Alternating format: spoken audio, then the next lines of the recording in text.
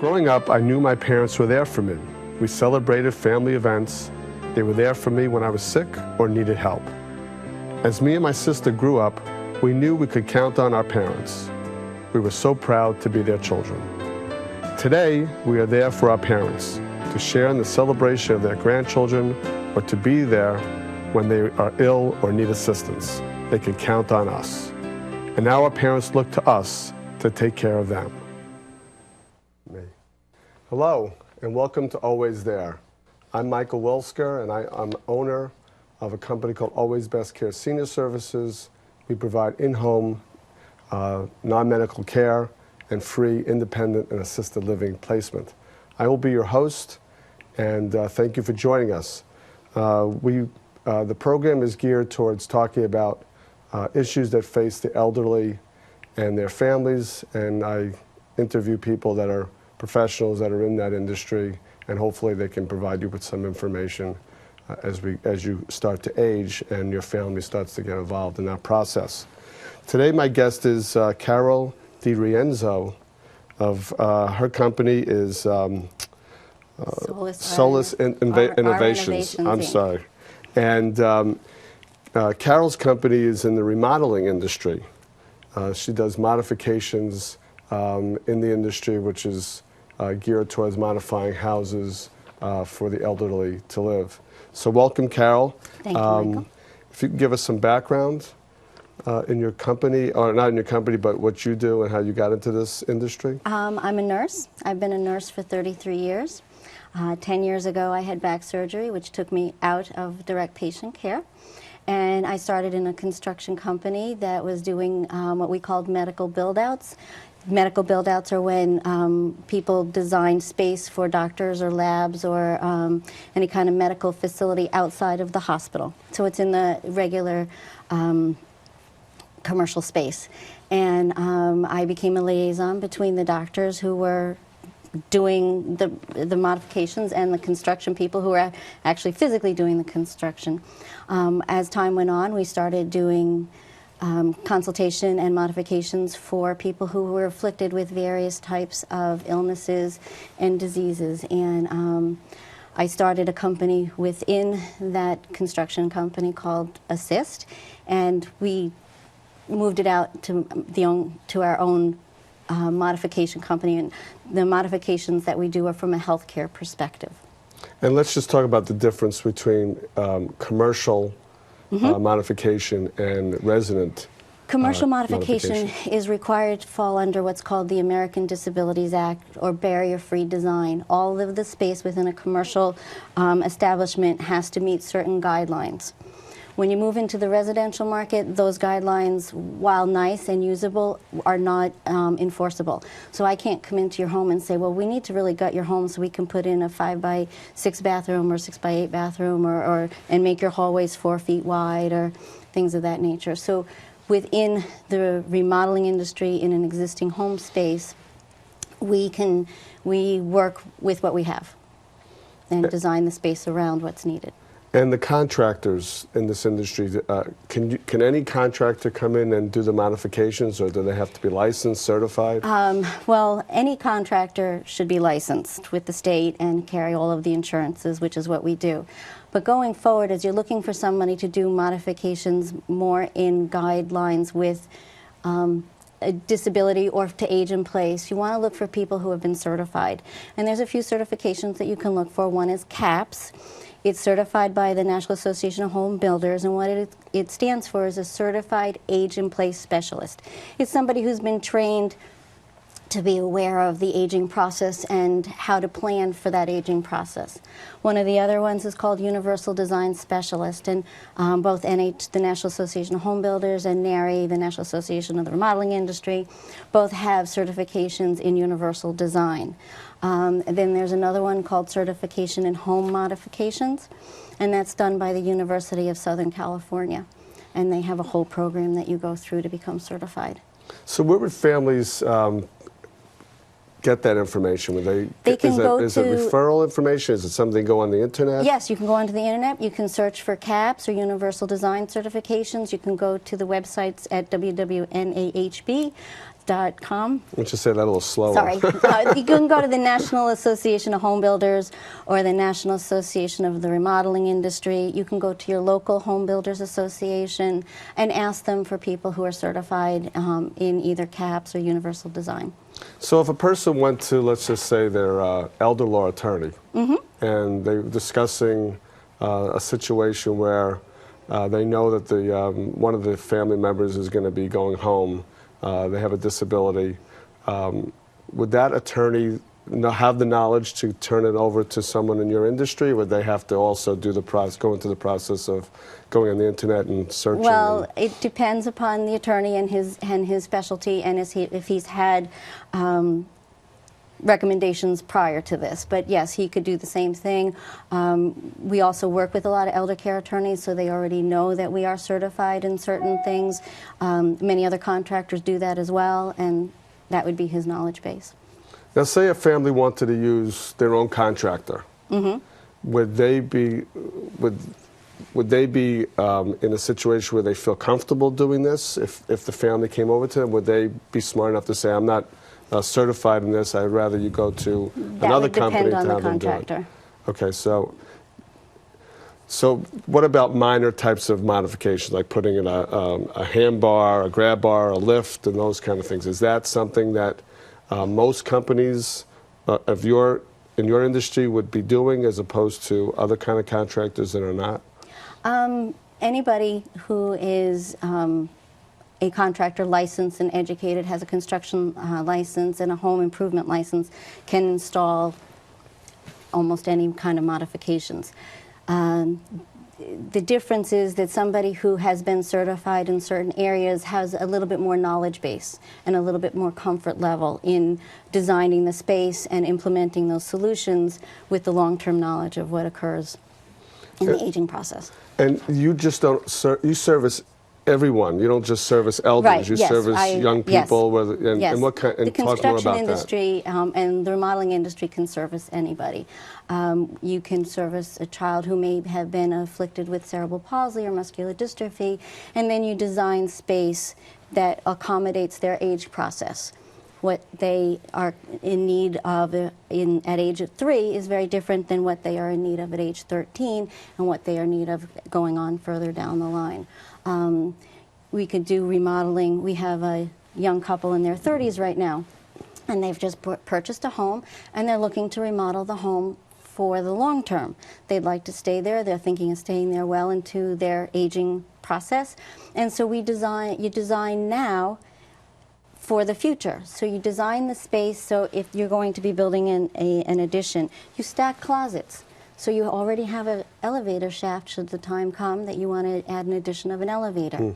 You put in blocking for grab bars in certain strategic places, especially in a bathroom, but sometimes in a bedroom or a hallway. So if the need arises down the line, you know that you have the proper substructure behind the wall to adhere a grab bar. It's forethought thinking, it's forethought designing, universal designing. Do most people do that? It's becoming more and more common now, yes. The advent of universal design has really changed the industry dramatically.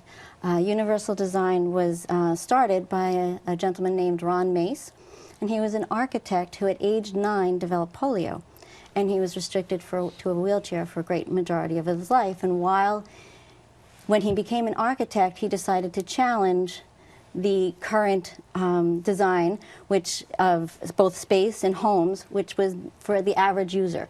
So all of our housing stock to date is really designed for the average user, somebody young, somebody mobile, and he developed this principle of universal design along with other people, and they came up with 7 things that you want to look for in a universal design job or a universal design product.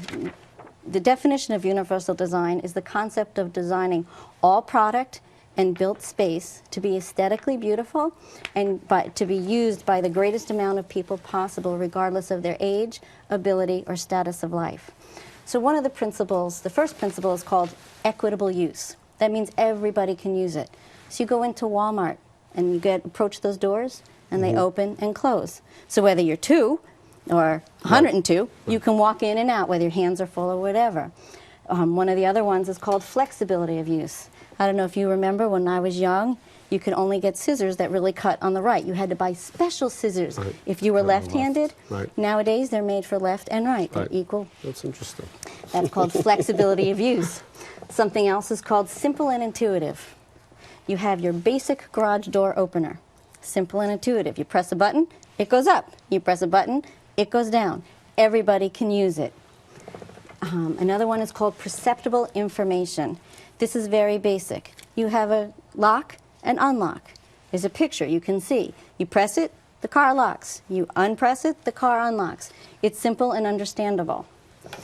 The fifth principle is called tolerance of error.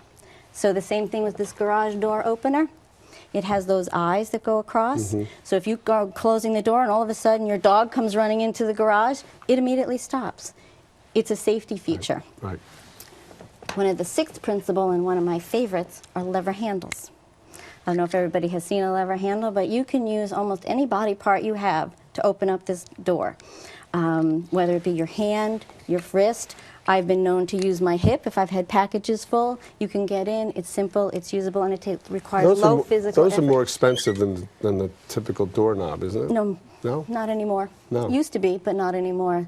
The advent of universal design has really come into almost all product in space. And you can get, if you have a round handle, you can get adapters that you can put on a round handle to make it a lever handle. I usually associate those when I go into a house with an upscale house where they have the light switch. It's not the The rocker switches, that's Right, another right. universal design Right. and one that we try to use tremendously because you can, again, use any body part to turn on and off. And if it's very easy and takes low physical effort to turn it on. So I know you want to get back to that, but No, it's I okay. just want to make sure I'm asking the questions as we go through, so I don't forget anything. Do companies in the industry, or is it part of the industry where you have companies that provide technical, high tech, like sensors or other types of products that will help them be monitored properly? Do those Yes. companies in your industry work with them, or are they considered to be part of that industry? They are in their own industry, but we collaborate together. If if you go in to do an assessment of a home and you see that maybe the person requires monitoring of some sort, recommendations are made to companies that do that, and we work together with them because a lot of times it's better to put those things in while you're in construction and walls are ripped down than to put them in later. And what's the reason for that? If you're going to put a grab bar in, what's the difference if you put it in at the time of construction as opposed to when you put it in when they need Well, it? you can plan for where you want to put your blocking to put a grab bar so that it's safe and properly installed. So there's enough space. Well, there's enough space and there's blocking. Wood, you want to make sure that there is structural wood behind the wall so the grab bar, when is used in a fall situation, can withstand the torque of that fall and it doesn't pull out of the wall. Okay. Well, that's So interesting. it's better to do as much pre-construction adaptations as you can. If you're going to be doing a remodel anyway, make your doors 36 inches wide. It costs pennies more, but it's pounds for later. Well, who makes it? So I would think that if you're building a house, you're building it from scratch. You have an architect. You have a contractor. Does a contractor and architect familiar with this? Or is it something a company like you would have to educate them on once you're brought in? In other words, you go to your contractor and you say, I want these modifications as we're building the house.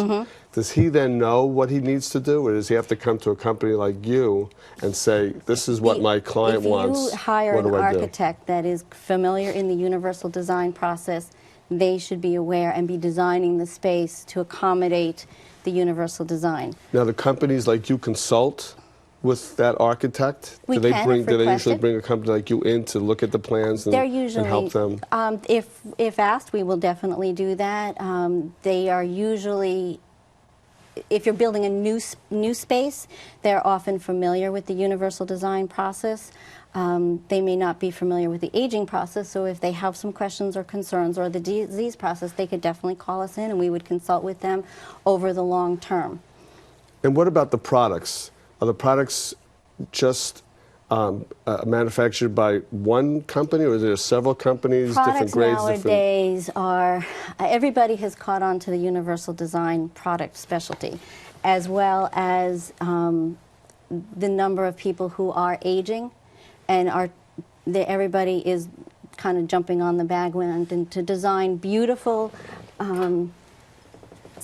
products that are used everywhere. This is a grab bar. It doesn't look like the grab bars that you see in a nursing home or places like that. They're beautiful. They're made in all different finishes now.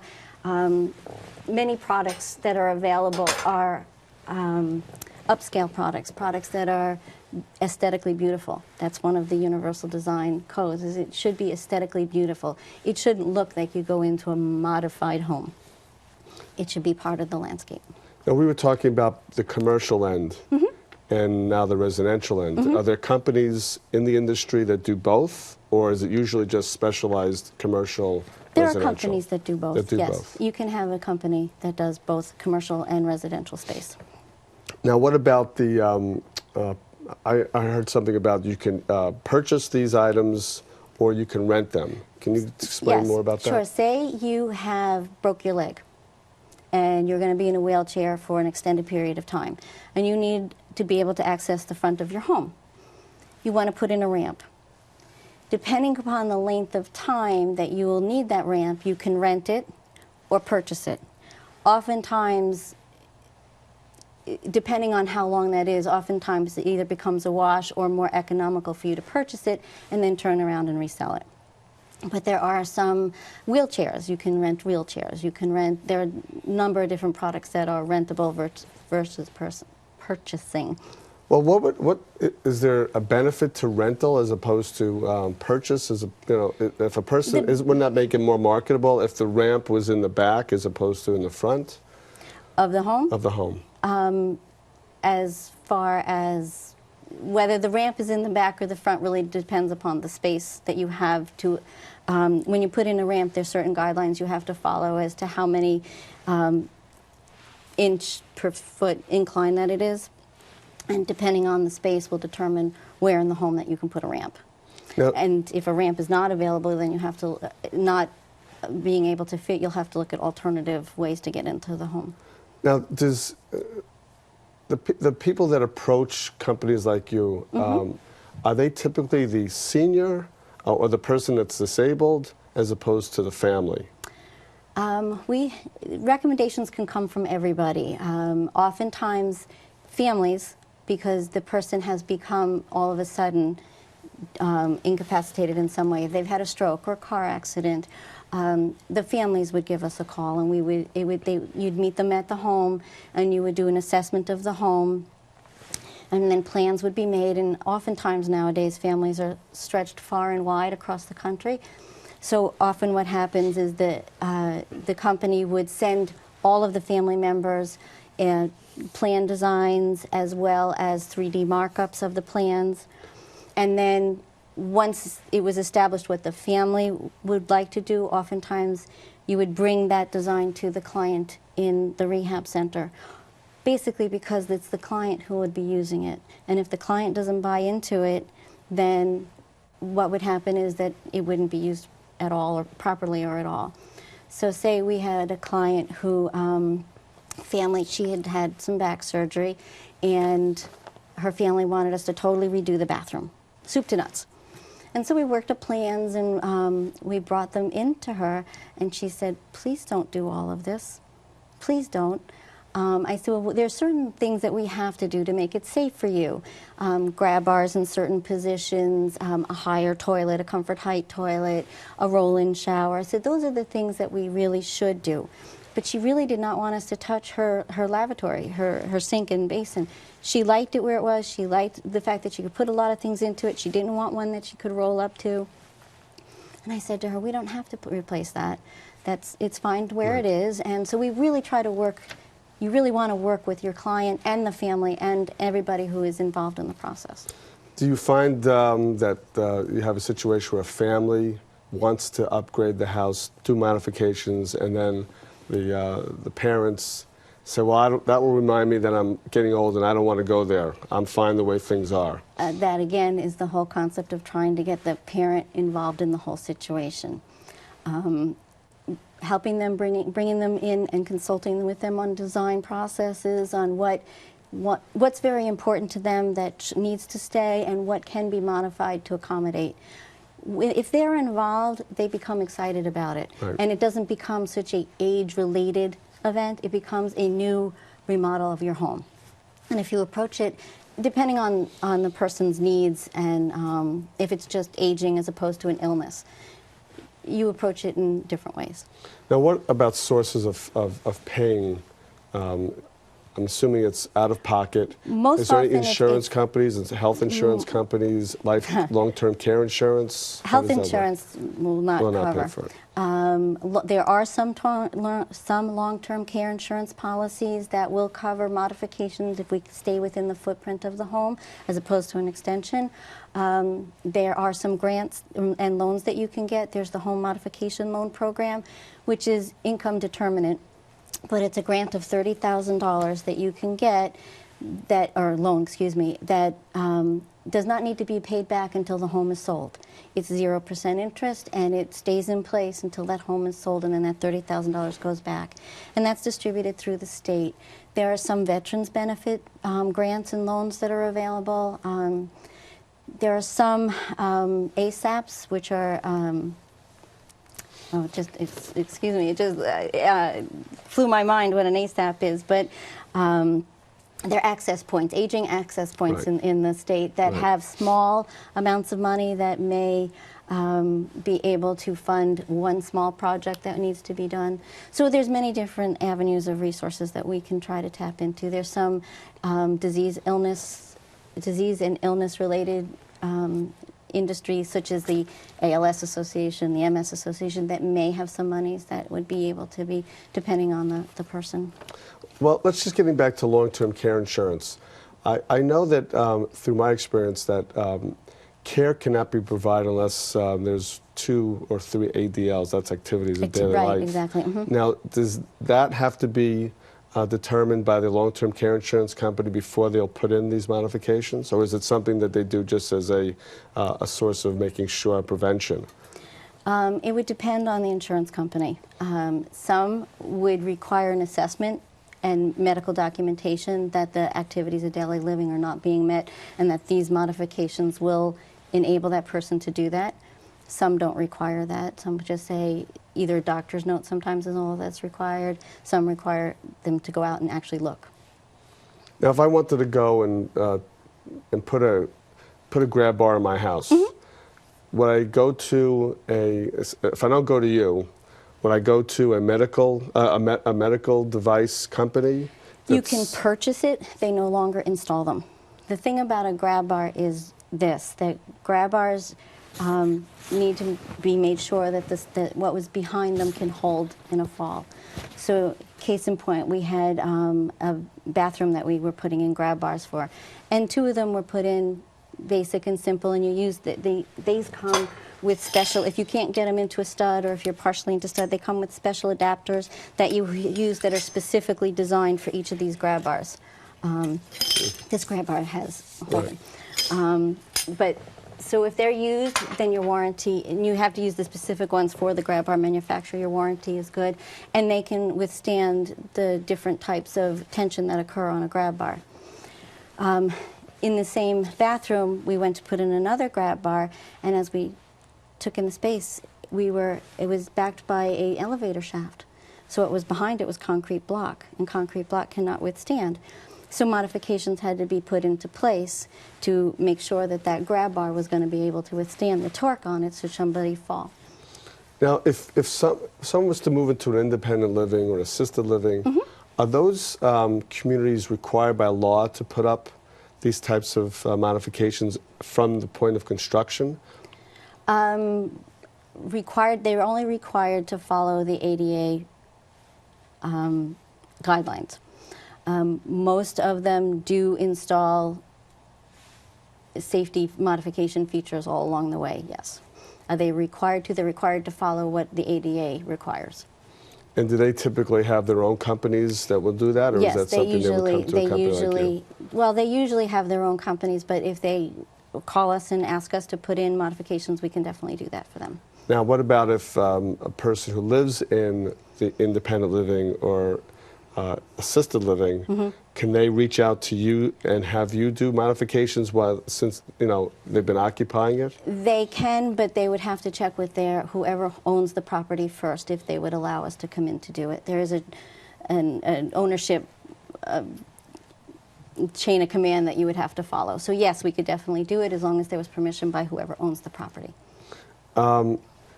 Is this companies in your industry, are there a lot of them? Are there a few of them? How is this becoming a more popular type of profession? It is becoming a more popular type of profession since people are turning 65 at a rate of 10,000 a day since the last January. You got that, huh? Yes, I did. And it is becoming more and more popular. Not everybody does it in the same capacity as our company, but there are many companies that are now looking to become certified in modifications of right. home modifications, CAPS modifications, universal design. Well, I think you've been very informative. Oh, thank you. I'm really happy that you're able to come. You've provided a lot of good information to Thank our you. viewers and to families because it's really, I find that it's the family that's the one who really decides, or really is the one who is out there. Does the reaching out. Reaching out, and because mom and dad, again, unless somebody falls, then they see the need, and let's get going with it. Or, as we were talking about before, one of them goes into the hospital and then goes to the rehab. What am I going to do now? The kids are saying, Mom, we can't do, you can't, if you live in our house, we have to do modifications all over the place. The hallway's not wide enough, the doorways are not wide enough. Why don't we just do it at your house? And then, we'll take care of things from that point forward, but we want you to be safe. I think that's the theme in the whole elder care industry. It is. Is try to make sure they're safe and that they're well taken care of. That they can live independently and safely and comfortably, and that's aging in place. Right. So, Carol, thank you for being here. Thank you, Michael. If anybody has any questions regarding any information that we've talked about today or that we've talked about in prior programs, you can send your questions via email to alwaysthere@westborotv.org. I also want to thank all of you for viewing today, and have a great day.